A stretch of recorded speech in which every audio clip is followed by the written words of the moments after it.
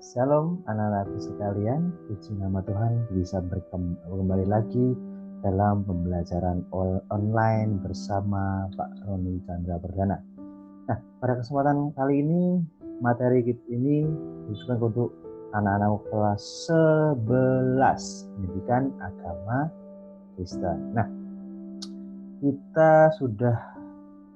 kemarin kita sudah lama berlibur dan kita belum bisa ketemu juga dalam pendidikan secara langsung, tetapi tidak mengurangi semangat kita untuk selalu belajar. Amin. Ya, apa kabarnya? Sehat selalu?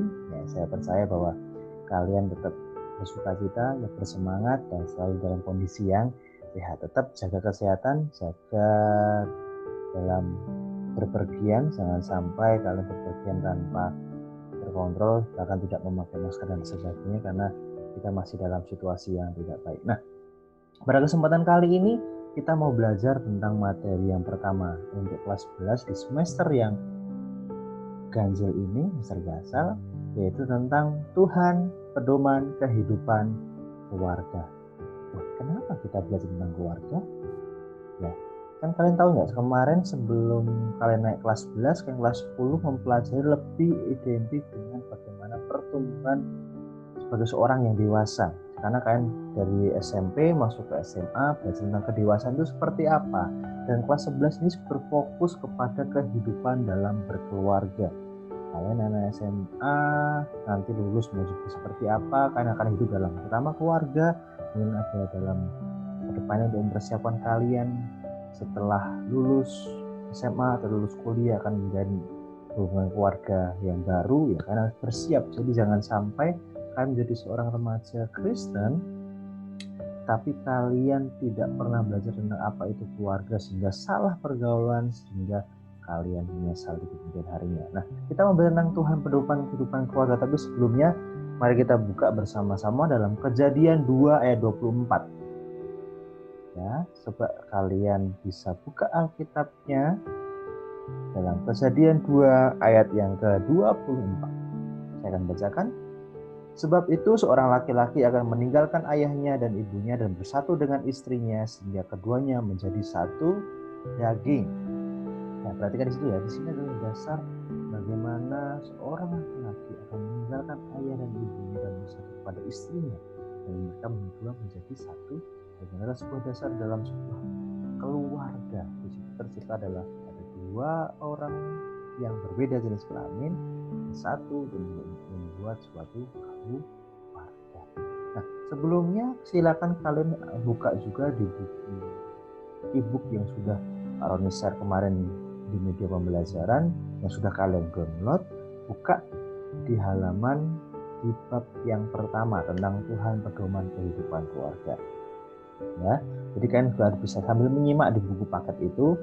Dan pesan Pak Roni, siapkan buku catatan kalian karena materi ini ada beberapa yang sangat penting yang kalian bisa memilah mana yang perlu kalian catat, mana yang tidak perlu. Jadi Pak Roni nanti akan melihat catatan kalian apakah kalian mencatat tidak, karena penting banget dalam pembelajaran ini adanya catatan, karena Pak Roni hanya men-share buku paket dan video pembelajaran ini dan bisa meringkas merangkum dengan baik sesuai dengan panduan Pak Roni apa yang perlu dicatat dan apa yang tidak perlu. Oke, sudah siap ya? Sambil persiapkan e-booknya dulu, saya tunggu. Kalau sudah siap, kita akan melanjutkan ke materi yang atau teks yang selanjutnya dengan pembahasan tentang Tuhan, pedoman kehidupan keluarga. Nah, sebelumnya, kalian tahu nggak apa itu keluarga? Nah, ada yang tahu? Sudah ada tapi di tayangan di sini. Kalau di sini dijelaskan bahwa menurut Kamus Besar Bahasa Indonesia, keluarga itu berarti ibu, bapak, beserta anak-anak atau seisi rumahnya. Pengertian ini mengacu pada aspek antropologis ya, yaitu manusia dalam lingkungan keluarga. Istilah keluarga berbeda dengan istilah rumah tangga. Rumah tangga lebih bersifat material atau ekonomis, yaitu sesuatu yang berhubungan dengan urusan kehidupan dalam rumah seperti belanja dan sebagainya. Definisi keluarga yang lain, Hendy Suhendi 2001, adalah suatu kelompok yang terdiri dari 2 orang atau lebih. Jadi keluarga di sini dikatakan bahwa suatu kelompok yang terdiri dari 2 orang atau lebih yang direkat oleh ikatan darah, perkawinan, atau adopsi, serta tinggal bersama. Nah, jadi pengertian yang lengkap banget ini pengertian dari Hendy Suhendi. Pengertiannya gini banget. Jadi keluarga bisa dikatakan adalah kelompok yang terdiri dari 2 orang atau lebih. Ya, bisa dikatakan keluarga kalau terdiri dari 2 orang, minimal 2 atau lebih. Nah, ada ikatan darah. So, kalian dengan ayah dan ibu kalian pasti ada ikatan darah. Kalau dengan tetangga bukan dikatakan keluarga, karena pertama tidak ada ikatan darah. Kemudian yang kedua, adanya perkawinan. Ya, laki-laki dan perempuan melakukan pernikahan dan dia bisa dikatakan sebuah keluarga, atau terjadi suatu adopsi. Ya, bukan keluarga tapi melalui proses adopsi dan tinggal bersama, bisa dikatakan itu suatu keluarga. Ya, jadi ingat baik-baik ya, mungkin kalian punya pengertian sendiri tentang keluarga, tapi patokannya bahwa di situ keluarga adalah suatu kumpulan orang dalam satu tempat yang bersama-sama, 2 orang atau lebih, ada ikatan darah, perkawinan, adopsi, dan sebagainya. Ya, bisa dipahami tentang apa itu keluarga, karena kita identik dengan keluarga hidup kita bersama. Awal mula pertama kali kita hidup pasti pertama-tama bersama dengan keluarga, ayah dan ibumu. Pengertian keluarga lagi di sini dikatakan banyak definisi yang berbeda tentang keluarga. Benar, banyak sekali perbedaan. Meskipun demikian, terdapat kesamaan dalam rumusan yang berbeda tersebut dan merupakan ciri pokok ini. Jadi ada ciri-ciri pokok keluarga yang penting, dan ini bisa dikatakan bahwa keluarga yang benar itu ya ada ciri-ciri seperti ini. Ada 3 hal di sini. Katakan pertama, keluarga merupakan kelompok atau persekutuan sosial yang paling kecil. Kelompok persekutuan sosial yang paling kecil, jelas. Karena dalam masyarakat ini yang terkecil adalah keluarga, kemudian lingkungan RT, RW, kelurahan, kecamatan, ya, kota, kabupaten, provinsi. Jadi paling kecil yang pastinya adalah keluarga. Kelompok, komunitas, persekutuan yang paling kecil ya pasti adalah keluarga itu sendiri.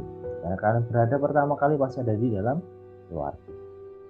Keluarga terbentuk apabila ada ikatan darah, perkawinan, atau adopsi. Nah, tadi seperti sudah dibahas. Jadi yang namanya ikatan suatu keluarga ada ikatan darah, perkawinan, atau adopsi. Ya, kemudian yang ketiga, keluarga merupakan suatu persekutuan yang berawal dari 2 orang yang berbeda jenis kelamin yang diikat dalam ikatan pernikahan. Jadi bisa dikatakan keluarga kok nanti kalian akan menikah, kalau jangan sekarang, nanti kalau sudah lulus, sudah berkeluarga, sudah bekerja, sudah mapan, jangan sekarang belum saatnya. Keluarga merupakan suatu persekutuan yang berawal dari 2 orang yang berbeda. Ingat, yang berbeda jenis kelamin, jangan sesama jenis itu tidak boleh. Yang diikat dalam ikatan pernikahan. Nah, seperti itu ya. Ada 3 ciri penting. Keluarga merupakan kelompok persekutuan sosial yang paling kecil. Ada ikatan darah, perkawinan, atau adopsi. Kemudian yang ketiga, adanya perjumpaan atau persekutuan antara 2 orang yang berbeda jenis kelamin yang diikat dalam ikatan pernikahan. Dalam masyarakat dapat ditemukan juga ternyata bahwa keluarga terdiri dari 2 bentuk, keluarga inti dan keluarga besar. Ini penting banget. Nanti beberapa materi ini kalian bisa catat ya di rumah kalian masing-masing dengan buku catatannya, karena ini penting banget. Jadi keluarga itu dibedakan ada 2, yaitu dalam masyarakat keluarga inti dan keluarga besar. Keluarga inti itu adalah atau nuclear family, conjugal family, basic family, yaitu kelompok yang terdiri ayah, ibu, dan anak. Itu adalah keluarga inti, ya. Ayah, ibu, dan anak. Keluarga besar, extended family, consanguine family, yaitu keluarga batin ditambah kerabat lain yang memiliki hubungan erat. yaitu hubungan darah. Misalnya keluarga inti ditambah dengan keluarga besar, yaitu keluarga ayah, ibu, dan anak tambah kakek, nenek, paman, bibi, sepupu, keponakan, dan sebagainya. Jadi bisa membedakan ya keluarga inti dan keluarga besar itu seperti apa. Ada dua, keluarga inti dan keluarga besar. Paham ya? Oke. Fungsi keluarga. Kita tahu semuanya. Fungsi keluarga itu apa? Di setiap anggota keluarga punya tugas yang harus dilakukan baik sebagai seorang anak maupun sebagai orang tua. Anak tugasnya apa? Orang tua tugasnya apa? Setelah sebuah keluarga terbentuk, anggota keluarga memiliki tugas masing-masing.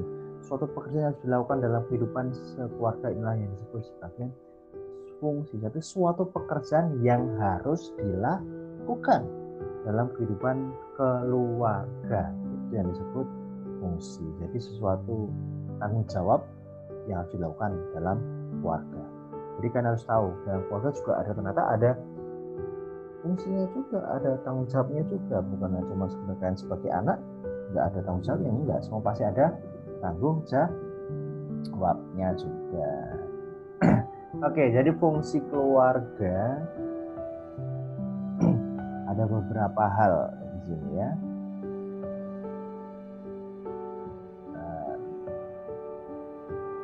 Ya, kemudian kita lanjut ke bagian selanjutnya, yaitu tentang fungsi keluarga. Jadi ada fungsi keluarga menurut para sosiolog ada berbagai macam fungsinya yang kita akan bahas bersama-sama. Yang pertama, fungsi biologis yang berkaitan dengan pemenuhan yang bersifat biologis, misalnya makan, untuk memenuhi kebutuhan gizi keluarga, serta memelihara dan merawat anggota keluarga secara fisik. Jadi fungsi keluarga memenuhi kebutuhan makan dan pangan itu penting banget gitu loh. Jadi saat kamu kerja juga pasti kan memperoleh makanan, minuman ya pasti pertama kali dari keluarga. Bahkan sekarang pun kalian pasti minta uang jajan pun pasti dari keluarga juga. Itu adalah fungsi biologis. Ya, kemudian fungsi sosialisasi yang berhubungan dengan pembentukan kepribadian anak. Jadi kalian harus tahu dalam keluarga kamu akan diberikan informasi tentang kehidupan sosial dalam masyarakatmu. Misalnya bagaimana kamu berkata yang baik kepada orang yang lebih tua, bagaimana kamu cara makan yang baik itu seperti apa, pakai tangan kiri atau tangan kanan. Tangan kiri, oh nggak tahu ya. Apakah kemudian saat kamu berjabat tangan pakai tangan kiri atau tangan kanan, contohnya seperti itu. Kemudian bagaimana kamu harus pulang tengah malam, batasnya seperti apa, tidak boleh lebih dari jam 9 malam mungkin dan sebagainya. Bagaimana kamu harus menjalin hubungan dengan masyarakat sekitar, pasti itu ada peran yang dilakukan oleh orang tua untuk supaya kalian bisa tahu apa yang harus kalian lakukan untuk berhubungan dengan orang lain. Itu fungsi sosialisasi. Kemudian fungsi afeksi yang berhubungan dengan kasih sayang, keintiman, perhatian, dan rasa aman tercipta dalam keluarga. Dalam keluarga ada fungsi afeksi, yaitu bagaimana dalam keluargamu kamu memperoleh suatu perlindungan, memperoleh rasa kasih sayang, perhatian, ya. Jadi saat kamu dalam keluarga kamu merasa berbeda dengan hidup dengan orang lain, masih beda, ada perbedaan. Itu adalah fungsi afeksi, kamu rasa nyaman di situ, ya kan? Fungsi biologis mungkin bisa kita diberi makan oleh orang lain, fungsi sosialisasi kita mungkin bisa diajarkan oleh orang lain, tapi fungsi afeksi pasti berbeda rasanya. Apa coba kamu bayangkan, kamu tinggal di rumah dengan tinggal di rumah teman, pasti berbeda, rasa nyamannya pasti lebih pasti seperti itu. Jadi terciptanya rasa aman dalam keluarga, ada perlindungan, adalah fungsi afeksi. Kemudian fungsi edukasi yang berkaitan dengan mendidik anak dan menyekolahkan anak. Di dalam keluarga pasti kalian akan memperoleh pendidikan yang pertama dan mula-mula pasti dalam keluarga. Misalnya tentang, ayo anak-anak diajarkan untuk berdoa. Siapa mengajarkan? Orang tuamu. Diajarkan untuk beribadah siapa? Orang tuamu. Diajarkan tentang membaca, nulis atau berbicara, pasti orang tuamu yang pertama. Untuk berjalan ya pasti dalam keluarga pasti ada pendidikan edukasi yang orang tua salurkan kepada anak-anaknya, bahkan menyekolahkan anak. Ya, jadi ada peran orang tua di mana itu berada.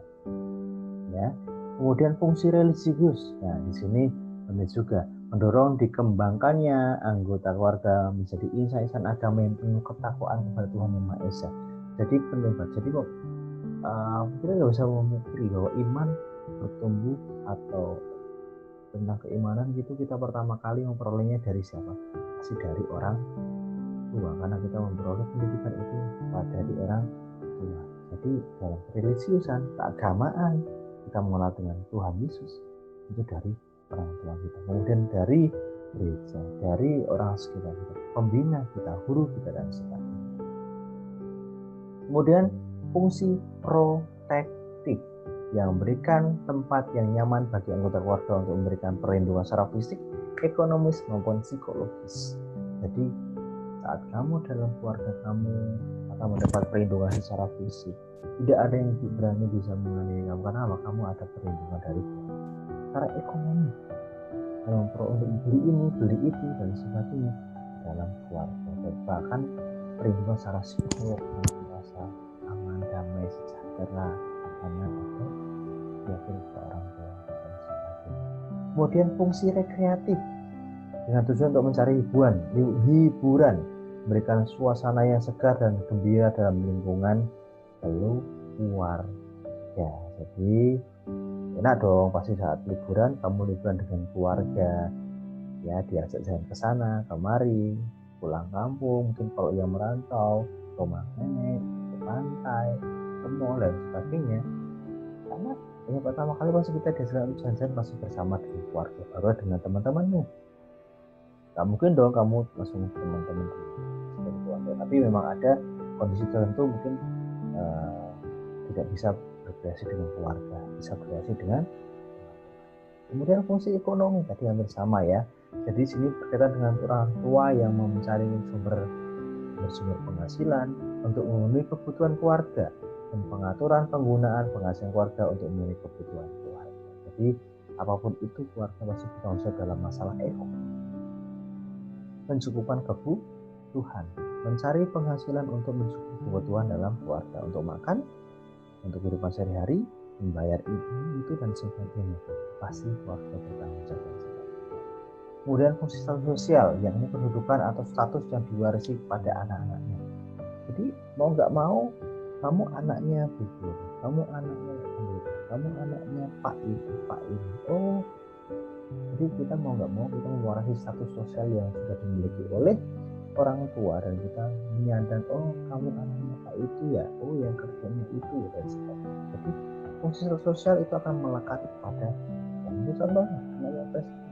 Oke, Gibran itu kita tahu, oh Pak Gibran itu anaknya Pak Presiden. Jadi dia mewarisi status sosial yang dimiliki oleh orang tua. Demikian juga kalian semua. Jadi materi kali ini dalam bab ini soalnya akan berbagi menjadi 2 part ya. Jadi part pertama tentang baru pendahuluan tentang apa itu keluarga, ya definisi keluarga itu seperti apa, kemudian fungsi keluarga secara umum itu seperti apa, dan nanti part yang berikutnya kita akan membahas tentang keluarga secara alkitabiah itu seperti apa. Jadi pelajari materi ini, catat bagian yang terpenting. Kalau kelewatan bisa buka di e-booknya atau bisa nge-play ulang video ini, kemudian kalian bisa mencatat apa yang penting dan bisa dicatat. Ini penting semua yang bisa dicatat ya. Jadi demikian materi kita pada kesempatan kali ini. Tugasnya adalah kalian bisa meringkas ya. Kalau Anda belum akan memberikan tugas secara khusus untuk mengerjakan soal, belum. Yang penting kalian pelajari dulu materi ini dengan baik dan siap-siap untuk bertemu di pertemuan berikutnya. Salam sejahtera dan Tuhan Yesus memberkati. Tuhan Yesus memberkati kita semua.